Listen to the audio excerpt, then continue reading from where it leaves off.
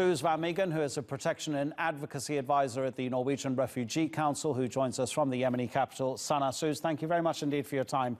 Our correspondent in Geneva has said there's no indication that the Houthi delegation is leaving Sana'a at the moment. But let me ask you a broader question about this conflict. Where would Yemen be if it weren't for Saudi Arabia and Iran, do you think? Well, it's very hard to say. Obviously, the conflict we're seeing in Yemen is part of a much broader conflict within the Gulf and broader Arab region, and likewise within the whole world. This is a conflict that's being supported by the US, UK, Iran, as you mentioned, and several other countries.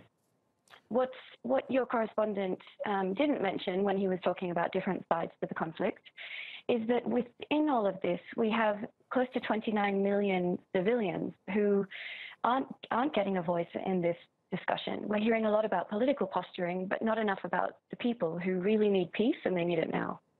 Yeah, that's also very interesting, isn't it? Because the top lines that are being reported on this meeting that isn't happening at the moment in Geneva, it hardly includes anything about the humanitarian situation. And yet we have been reporting, as of the rest of the world's media, that the United Nations calls it the world's biggest humanitarian catastrophe that is in place at the moment. There are all these cases of cholera. There are situations where the port of Hodeidah, having been blockaded, is not being able to provide food for the country.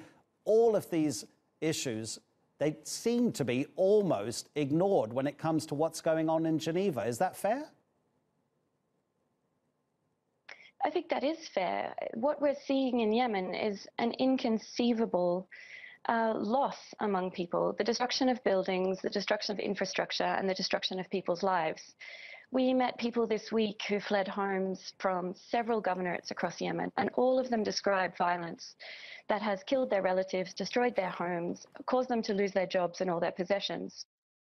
We've heard a lot about the lack of confidence in this process from parties to the conflict.